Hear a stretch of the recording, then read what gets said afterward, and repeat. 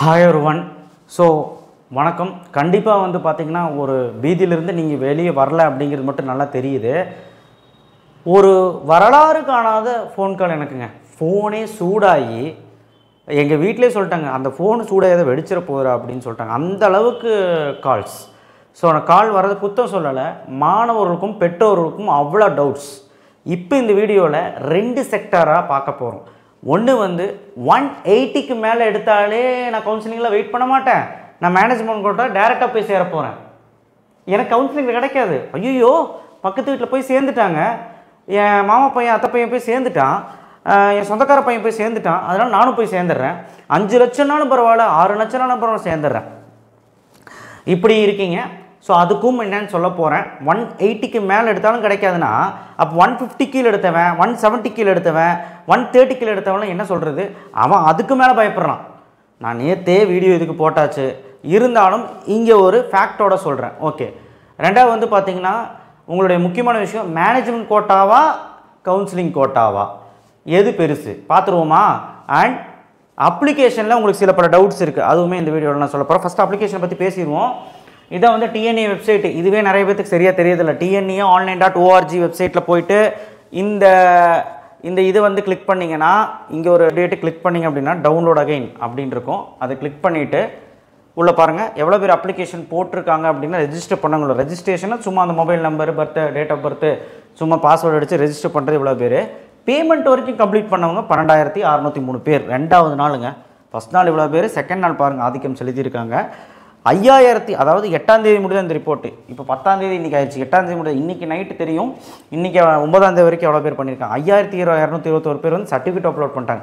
ஐயோ இது பார்த்தோன்னா சர்டிஃபிகேட் வேறு இவ்வளோ பேர் அப்லோட் பண்ணிட்டாங்க, அப்போ நம்ம 12th மார்க் ஷீட் வரக்கு முன்னாடியே சர்டிஃபிகேட்டை நம்ம வந்து அப்ளிகேஷன் போட்டுடலாம் அப்படின்னு கிடையவே கிடையாது.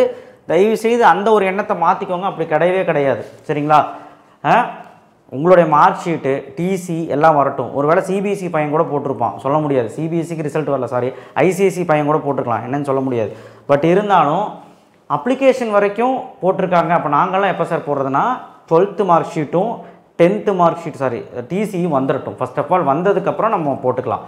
அப்புறம் நிறைய டவுட்ஸ் கேட்குறீங்க. Personal information, academic information, scholarship, அதுக்கப்புறம் வந்து ஸ்கூல் இன்ஃபர்மேஷன், அதுக்கப்புறம் பேமெண்ட்டு, இது எல்லாமே பக்காவாக பண்ணிவிடுங்க.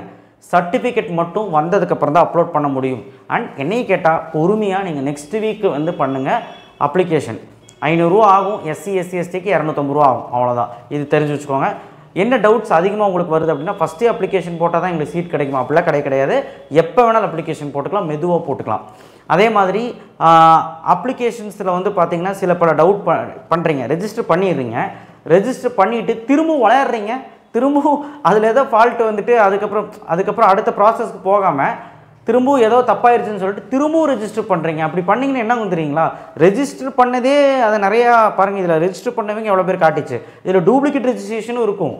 டூப்ளிகேட்னா இப்போ நீங்கள் 1 டைம் 2 டைம் 3 டைம் பண்ணுறீங்கல்ல, அதே மாதிரி அப்ளிகேஷன் ப்ராசஸே சில பேர் முடிச்சிருப்பான், பேமெண்ட்டும் கட்டியிருப்பான், திரும்பவும் அதில் தப்பாயிருச்சு, திரும்பவும் நீங்கள் பண்ணி பேமெண்ட் 500 ரூபா தானே சொல்லி கட்டுவான். இது என்ன பிரச்சனை ஆகும் தெரியுமா? டபுள் என்ட்ரி போட்டிங்கன்னா நாளைக்கு ரேங்க் லிஸ்ட் வந்து பிரச்சனையாகும். ரேங்க் லிஸ்ட்டில் ஒன்று ரிஜெக்ட் பண்ணிடுவாங்க.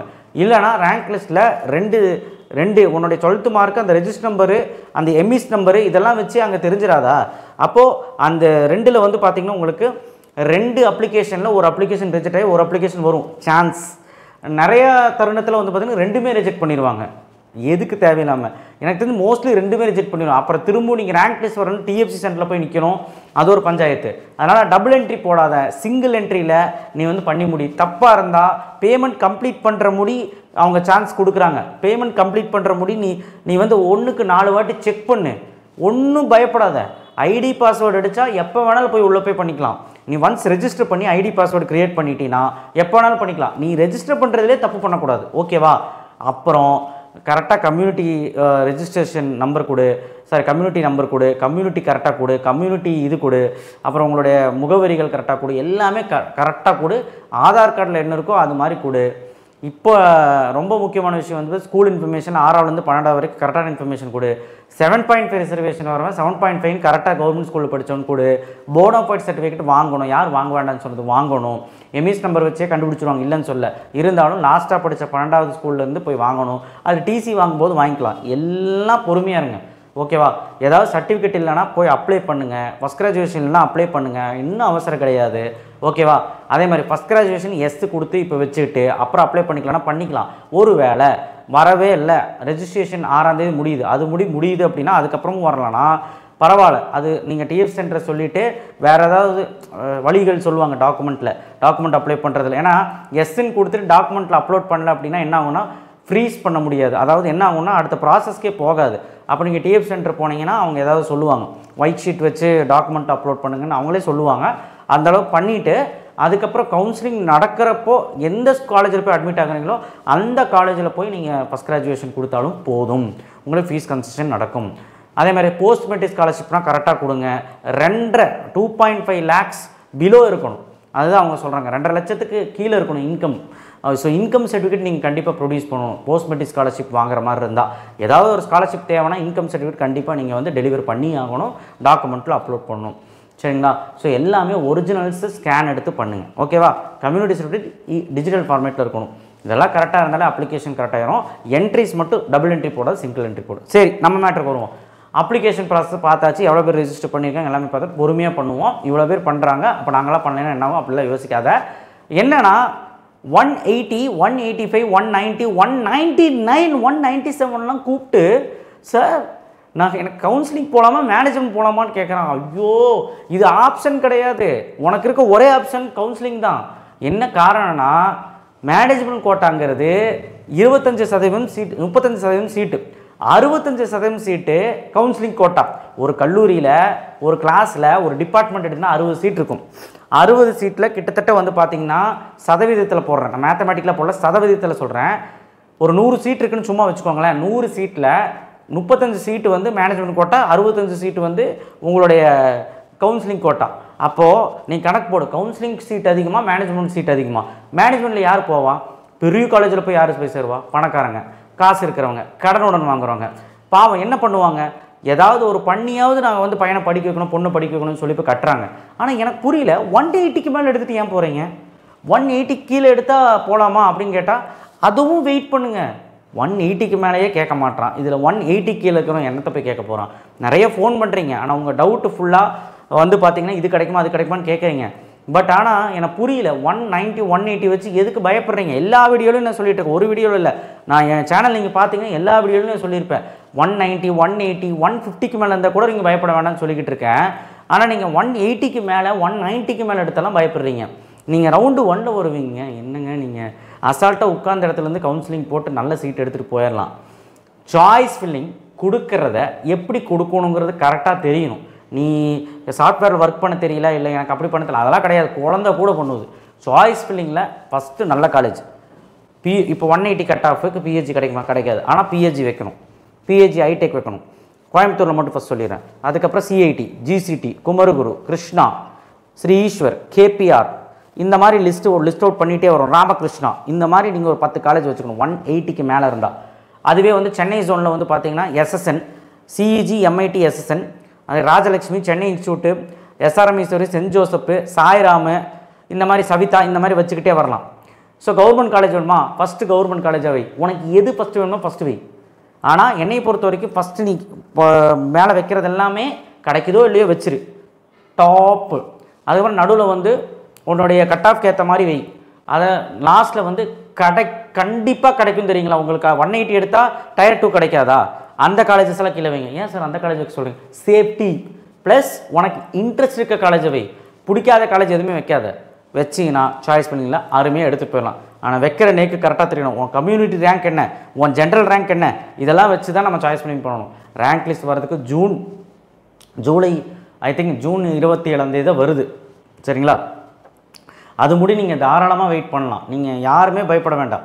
நீங்கள் வந்து வெயிட் பண்ணணும்னா அது முடி வெயிட் பண்ணணும், அப்போ அதுக்கு போல் கிடச்சது அப்படிலாம் கிடையாது. அதில் தெரிஞ்சிடும் கட் ஆஃப் இன்க்ரீஸாக டிக்ரீஸான்ட்டு.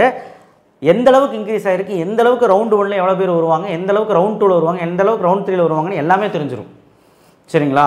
ஸோ அதே மாதிரி பாசிட்டிவான ஒரு விஷயம் சொல்கிறேன். 2 லட்சம் பேர் போன வருஷம் போட்டாங்க கவுன்சிலிங்க்கு. 1,97,601 பேர் போட்டாங்க.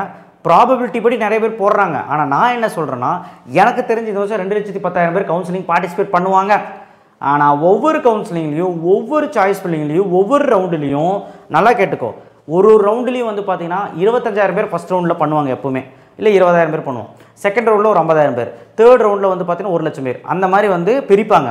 இப்போ என்ன நடக்குதுன்னு சொல்கிறேன், 25,000 பேரில் 5,000 பேர் கவுன்சிலிங்கே போட மாட்டான். கவுன்சிலிங் போட்டுருவான், ஃபீஸ் கட்டிடுவான், ஆனால் சாய்ஸ் ஃபில்லிங் பண்ண மாட்டான். ஏன்னு சொல்லுங்க பார்க்கலாம். நீட் கவுன்சிலிங் வருது, மெடிக்கல் கவுன்சிலிங் முடிஞ்சதுக்கப்புறம் தான் நம்ம இந்த கவுன்சிலிங் இன்ஜினியரிங் கவுன்சிலிங்கே நடக்கும். அப்போ மெடிக்கல் கவுன்சிலிங் சீட்டு கிடைக்காதவன் இதில் வருவான், இல்லைன்னு சொல்ல. அவன் என்ன பண்ணுவான்னா இதுலேயும் போட்டு வச்சுருப்பான், இன்ஜினியரிங்கும் போட்டு வச்சுருப்பான். இதில் கிடச்சா ஜேஇ அந்த எழுதி அந்த டீம்டு யூனிவர்சிட்டி போகிறவனும் போட்டிருப்பான், நீட் எழுதுறவனும் போட்டிருப்பான், இதில் போயிடுவான். மோஸ்ட் ஆஃப் தெம் சிபிஎஸ்சி பசங்கள்லாம் அப்படி தான் பண்ணுறாங்க. அண்ட் ஆல்சோ நல்ல கட் ஆஃப் எடுத்தவங்களாம் இப்படி தான் பண்ணுறான். அதனால் பெரும்பாலும் மாணவர்கள் விரும்பாதனாலையும் இல்லை ஏதோ ஒரு காரணத்தினாலையும் 5,000 பேர், நான் டேட்டா வேணால் எடுத்து காட்டுறேன், 5,000 பேர் பக்கம் ஆப்சென்ட் ஆயிடுவோம். ஸோ 20,000 பேர் தான் உனக்கு சாய்ஸ் ஃபில்லிங்கே பண்ணுவோம். போட்டி கொஞ்சம் கம்மியாகும். எப்படி பார்த்தாலும் உனக்கு சீட்டு உறுதி. 2,00,000 சீட்டு இந்த வருஷம் சீட் இன்க்ரீஸ் பண்ணாமல் இருக்க மாட்டாங்க. எல்லா பெரிய காலேஜ்லையும் சீட் இன்க்ரீஸ் பண்ணுறான். உனக்கு தான் கம்ப்யூட்டராக ரொம்ப இஷ்டமாச்சு எல்லாத்துக்கும். கம்ப்யூட்டர் வந்து பார்த்தீங்கன்னா ஏகப்பட்ட, நேற்று நான் சொல்லிட்டேன், 6 பிரான்ச் 7 பிரான்ச் கம்ப்யூட்டர் தான் வச்சுருக்காங்க எல்லா காலேஜ்லையும். உனக்கு எப்படி சீட் கிடைக்காம இருக்கும்? கம்ப்யூட்டர் சயின்ஸ் தான் படிக்கணும்ட்டு இல்லை, கம்ப்யூட்டர் சயின்ஸ் வச்சா ஏடிஎஸ் வை, ஏஎம்எல் வை, சைபர் செக்யூரிட்டி வை, எல்லாமே வை. நீ ஒரு சாய்ஸ் வச்சாலாம் நீ சாய்ஸ் ஃபில்லிங் பண்ணினா மாட்டிக்குவே. புரிஞ்சுதா? இந்த வருஷம் 200க்கு 200 எடுத்தவங்க கூட கிட்டத்தட்ட ஒரு 160 பேர் வருவாங்கன்னு நான் நினைக்கிறேன். சொல்ல முடியாது, ஏன்னா போன வருஷம் 165 பேர், போன வருஷம் அதுக்கு முந்தின வருஷம் 132 பேர். ஸோ அந்த மாதிரி ப்ராபபிலிட்டி இருக்குது. ஸோ அதனால் இந்த வருஷம் 200க்கு 200 எடுத்தவங்களுக்கே ஒரு போட்டி இருக்கும் போல். பட் இருந்தாலும் நீங்கள் பேனிக் ஆக வேண்டாம். என்ன நடக்குதுன்னு பாருங்கள். கேம் மாதிரி தான். கரெக்டாக அந்த ரவுண்டு 1 விட்டுருவான். அதுலேயும் ஒரு 3,000 பேர் சாய்ஸ் ஃபில்லிங் தப்பாக பண்ணி நாட் அலர்டட் வந்து ரவுண்ட் 2 வந்துடுவான். நிறைய விஷயம் இருக்குங்க. இதெல்லாம் தெரியாமலே மேனேஜ்மெண்ட் கோட்டா வந்து அட்டன் பண்ணாமல் நீங்கள் என்ன பண்ணுற கவுன்சிலிங் கோட்டா அட்டன் பண்ணாமல் மேனேஜ்மெண்ட் கோட்டா போயிடுறீங்க. அப்போ மேனேஜ்மெண்ட் கோட்டா சீட்டு முக்கியமா கவுன்சிலிங் கோட்டா முக்கியமானு கேட்டால், மேனேஜ்மெண்ட்டில் போனால் நீங்கள் அவங்க சொல்கிற ஃபீஸ் தான் கட்டணும், அவங்க சொல்கிறது தான் கட்டணும், அவங்க சொல்கிறத டொனேஷன் நாளுக்கு நாள் ஏற்றிட்டு போகிறாங்க. 5-6 லட்சம் 7 லட்சம் வாய்க்கு வந்தது எல்லாமே சொல்கிறாங்க. நீ கட்டி தான் ஆகணும், பணக்காரனா கட்டிக்க, எந்த பிரச்சனையும் இல்லை, அது உங்கள் இஷ்டம். மேனேஜ்மெண்ட் கோட்டா போனீங்கன்னா பெனிஃபிட் எதுவுமே கிடையாது. ஃபர்ஸ்ட் ஆஃப் ஆல் பிளேஸ்மெண்ட் நல்லா இருந்தால் ஓகே, அதுக்கு தான் போகிறீங்க, ஓகே பிளேஸ்மெண்ட் வாங்கி தருவாங்கன்னு சொல்கிறாங்க. இன்னொன்றும் வைக்கிறாங்க, செக் வைக்கிறாங்க. மேனேஜ்மெண்ட் கோட்டா வந்தவங்கன்னா ஆடிட் பண்ணிகிட்டே வர்றாங்க. வந்துட்டு 4 வருஷம் கழிஞ்சதுக்கப்புறம் வந்து பார்த்திங்கன்னா பிளேஸ்மெண்ட்டில் உறுதியாக கிடைக்குமா அப்படின்னு கேட்டால் கிடைக்கும். பட் வெளியே வந்ததுக்கப்புறம் அந்த கவர்மெண்ட் கோட்டாவில் வந்தவங்களுக்கு ஒரு வாய்ப்பு அதிகம் கூட நிறைய பேர் சொல்கிறத நான் கேள்விப்பட்டிருக்கேன். ஸோ அந்த ஒரு சேஃபர் ஜோனு பார்த்துக்கோங்க. அண்ட் கவர்மெண்ட் கோட்டா படித்தா என்றைக்குமே ஒரு சேஃப் தான். ஏன்னா உங்களுக்கு எல்லா சலுகையும் கிடைக்கும். 7.5 ரிசர்வேஷன் கிடைக்கும். கவர்மெண்ட் ஸ்கூல் படித்தாங்களா 6 to 12 அவங்களுக்கு ஃபுல் ஃப்ரீ. அதுக்கப்புறம் SC SC ST post matric scholarship. அதுக்கப்புறம் வந்து பார்த்தீங்கன்னா ஃபஸ்ட் கிராஜுவேஷன் கன்செஷன் ஃபீ 25,000 வருஷம். அப்புறம் புதல்வன் திட்டம், அதாவது 1000 ரூபா மாணவனுக்கு கிடைக்கும்ல, அது கவர்மெண்ட் பீப்புள் மாணவனுக்கு. அதே மாதிரி பொண்ணுங்களுக்கு, கவர்மெண்ட் ஸ்கூலில் படித்த பொண்ணுங்களுக்கு அங்கே வந்து 1000 ரூபா மாதம் கிடைக்கும். ஸோ இது எல்லாமே வந்து பார்த்திங்கன்னா மாதம் 1000 ரூபா இது எல்லாமே உங்களுக்கு போகுது. ஸோ இது போக நிறைய ஸ்காலர்ஷிப் இருக்குது. இது எல்லாமே கவர்மெண்ட் கோட்டா வழியாக வந்தால் தான் உங்களுக்கு சலுகை கிடைக்கும். அண்ட் ப்ளஸ் கவர்மெண்ட் கோட்டா வழியாக போனால் தான் லோனே தருவான். வேறு மேனேஜ்மெண்ட் கோட்டாவில் போனால் லோன் தருவானான்னு கேட்டிங்கன்னா சில பேங்க் தரலாம், மேனேஜரை பொறுத்து தரணும் தான் சொல்லியிருக்கேன், மேனேஜரை பொறுத்து. ஆனால் கவர்மெண்ட் கோட்டா வழியாக வந்தால் தான் மேனேஜர் அங்கே லோன் கொடுக்குறக்கே ஒத்துக்கிறான். ஸோ இந்த மாதிரி நிறைய விஷயங்கள் இருக்குது. அதை நீங்கள் புரிஞ்சுக்கிட்டு கவர்மெண்ட் கோட்டாவில் இருங்க. சீட்டு நிறையா இருக்குது, 2 லட்சம் சீட் இருக்குது. ஒரு காலேஜ்னு எடுத்துக்கிட்டிங்கன்னா 1000 சீட்டு பச்சை வச்சுருக்காங்க. இன்றைக்கெல்லாம் எல்லா காலேஜுமே சீட் இன்க்ரீஸ் பண்ணிட்டாங்க. சீட்டு டாப் காலேஜில் முடிய இந்த டயர் 2 காலேஜ்லையும் இப்போ வந்து பிக்கப் பண்ணிட்டு வராங்க, நல்ல பிளேஸ்மெண்ட்ஸ் கொடுக்குறாங்க. அந்த காலேஜ்லேயும் வந்து பார்த்தீங்கன்னா சீட் இன்க்ரீஸ் பண்ணிட்டாங்க. ஸோ இது இல்லைன்னா அந்த ஆப்ஷன் டயர் 1 டயர் 2, நான் அண்ணா யூனிவர்சிட்டியில் தான் படிப்பேன், நான் MITயில் தான் படிப்பேன், நான் SSRல தான் படிப்பேன்ட்டு அதர் ஆப்ஷன் பார்த்துட்டே 450 கல்லூரிகள் இருக்குது நம்ம தமிழ்நாட்டில், இன்ஜினியரிங் மட்டும் அண்டர் அண்ணா யூனிவர்சிட்டி. ஸோ தயவுசெய்து எது நல்லது எது கெட்டதுன்னு நம்மளே சொல்கிறோம். ஸோ அதை வச்சாவது ஐடென்டிஃபை பண்ணி நீங்கள் நல்ல காலேஜில் போய் சேர்ந்து படிங்க. ஸோ அதனால் கவுன்சிலிங் போனால் சீட்டு கிடைக்காதுன்னா இல்லை, கிடைக்கும். 180க்கு மேலே கண்டிப்பாக நீங்கள் வெயிட் ஃபார் கவுன்சிலிங். நிச்சயமாக மேனேஜ்மெண்ட் கோட்டா போனீங்கன்னா நீங்கள் தான் முட்டாள் அப்படிங்கிறத நான் சொல்லுவேன். அதே மாதிரி நீங்கள் 150க்கு மேலே இருந்தாலே நீங்கள் தைரியமாக இருக்கலாம். அதுவும் MBC SC SC ரொம்ப தைரியமாக இருக்கலாம். ஆனால் ஓசியாக இருக்கிறவங்க கூட யோசிக்கலாம், சரி ஓகே நம்ம கிடைக்கல, இந்த கோர்ஸ் தான் வேணும், இந்த காலேஜ் தான் வேணும்னு மேனேஜ்மெண்ட் கோட்டா போகலாம். பட் பிசிக்காரங்களும் கொஞ்சம் வெயிட் பண்ணுங்கள், கண்டிப்பாக உங்களுக்கு நல்ல காலேஜ் கிடைக்கும். என்னென்னா கோர்ஸுக்கு ப்ரிஃபரன்ஸ் கொடுங்க. அதாவது CSE வேணும்னு நடப்பிடிக்காமல் கொஞ்சம் அடுத்த ஆப்ஷனும் பாருங்கள். அதே மாதிரி 150 கீழே இருக்கிறோம். நேற்றே நான் சொல்லிட்டேன், தயவு செய்து கோர்ஸுக்கு அடம்பிடிச்சி உன்னுடைய காலேஜ் இழந்துடாத. நல்ல காலேஜில் படிக்கிறதான் இப்போதைக்கு இருக்கிற நல்ல விஷயம். ஸோ அதனால் 150 கீழே வராமல் யோசிக்காமல் mechanical, mechatronics, civil, biotechnologies, chemical எதில் கொஞ்சம் இன்ட்ரெஸ்ட்டு காட்டி போக முடியும்னு பாரு. ஸோ கொஞ்சம் கோர்ஸுக்கு ப்ரிஃபரன்ஸ். நான் கம்ப்யூட்டர் சயின்ஸ் வைக்க வேணாம்னு சொல்ல, ஆப்ஷன்ஸில் வச்சுட்டு அப்படியே லைனாக சாய்ஸ் பில்லிங்கில் எல்லாமே வைக்கலாம். எவ்வளோ கோர்ஸ் வேணாலும் வைக்கலாம், எவ்வளோ காலேஜ் வேணாலும் வைக்கலாம், சாய்ஸ் பில்லிங்கில் உங்கள் இஷ்டம். ஸோ அதனால் இங்கே உட்காந்து அழுதுட்டு இருக்கணும்னு அவசியம் இல்லை. நீங்கள் எதுக்கு பதறீங்கன்னு எனக்கு புரியல. ஸோ அதனால் எல்லோரும் வீட்டில் நிம்மதியாக இருங்க. எங்கேயும் போய் நீங்கள் வந்து அலையணும்னு அவசியமே கிடையாது. இன்ஜினியரிங் கவுன்சிலிங் போடக்கூடியவங்க சரியா? மேனேஜ்மெண்ட் கோட்டை யார் போகலான்னு தெரியுங்களா? 100க்கு கீழே இருந்து கட் ஆஃப் 100 அந்த மாதிரிலாம் இருந்தவன் ஏதாவது மெரிட் மேனேஜர்லையோ மேனேஜ்மெண்ட் கோட்டாவோ ஏதோ போனீங்கன்னா, ஏதோ ஃபீஸ் லெஸ் பண்ணி ஏதோ போனீங்கன்னா ஓகே. 100க்கு மேலே 110க்கு மேலெலாம் இருந்தால் அசால்ட்டாக கவுன்சிலிங்லே டயர் 3ல கூட நல்ல காலேஜ் நல்ல சீட்டு கிடைக்கிறதுக்கான வாய்ப்புகள் இருக்குது. ஸோ அதனால் நீங்கள் எண்ணிக்கை பார்த்து பயப்படாதீங்க. எவ்வளோ பேர் கவுன்சிலிங் அட்டன் பண்ணுறாங்க, எவ்வளோ பேர் வந்து ரேங்க் லிஸ்ட் வருது, நீங்கள் கம்யூனிட்டியில் எவ்வளோது இடத்துல இருக்கீங்க, உங்கள் கம்யூனிட்டி ரேங்க்கில் எவ்வளோது இடத்துல இருக்கீங்க, ஜென்ரல் ரேங்க்கில் எவ்வளோது இருக்குதுங்க, இதெல்லாம் பார்த்து ஒரு முடிவுக்கு வாங்க. தயவு செய்து முடிவுக்கு வாங்கன்னா நீங்கள் போக சொல்ல. ஸோ அதனால் எனக்கு தெரிஞ்சு பெஸ்ட்டு கவர்மெண்ட் கோட்டா. அதுக்கப்புறம் உங்கள் இஷ்டம். நான் வந்து மண்டை கிளவுறணும் என்ன வேணாலும் நினச்சிக்கோங்க. பட் அறியாமையை தெரிஞ்சு உங்கள் புரிதல் இல்லாமல் நீங்கள் உங்கள் அறியாமையை வந்து காலேஜ் யூஸ் பண்ணிக்கிறீங்க. இன்னொன்று இருக்குது, கோர்ஸை பற்றி தெரியாமல் அந்த கோர்ஸை போய் படிக்கலாம். எந்த கோர்ஸை பற்றி இங்கே விழிப்புணர்வு யாருக்குமே இல்லை. அதை ஒரு வீடியோவை நான் போடுறேன். மெக்கானிக்கல்னால் யாருக்கும் தெரியல, மெக்கட்ரானிக்ஸ்னால் யாருக்கும் தெரியல, ஏடிஎஸ்னால் யாருக்கும் தெரியல. அது தெரியாமே போய் சேர்ந்துடுறாங்க. எனக்கு ஒன்றும் புரியல. ஆண்டவன் தான் உங்களை காப்பாற்றணும். உங்கள் அறியாமையை காலேஜ் நல்லா யூஸ் பண்ணிக்கிறாங்க. வர வர வர வர இப்போ மார்க்கும் அதிகமாகிடுச்சா, வர வர வர வர நேற்று 6 லட்சம் சொன்னீங்க, இன்றைக்கி 7 லட்சம், நாளைக்கு வந்து 8 லட்சம் டிமாண்டு மக்கள் வந்துகிட்டு இருக்காங்க. கொடுக்குறதுக்கு நீங்கள் தயாராக இருக்கீங்களே, அப்போ காலேஜ் கூப்பிடுவோம். Okay, thank you. ஷேர் பண்ணுங்கள், சப்ஸ்கிரைப் பண்ணுங்கள். இதுக்கு மேலே உங்கள் இஷ்டம். அப்ளிகேஷன்ஸில் எதாவது டவுட் இருந்தாலும் கேளுங்க. ஏன்னா அப்ளிகேஷன்ஸ் டைம் இருக்குது, ஜூன் 6 முடி டைம் இருக்குது. நீங்கள் வெயிட் பண்ணி பண்ணுங்கள், பொறுமையாக பண்ணுங்கள். சும்மா நீங்கள் அடித்தோம் பிடிச்சோம்லாம் பண்ணாதீங்க, பொறுமையாக எரர் இல்லாமல் பண்ணுங்கள். தேங்க்யூ.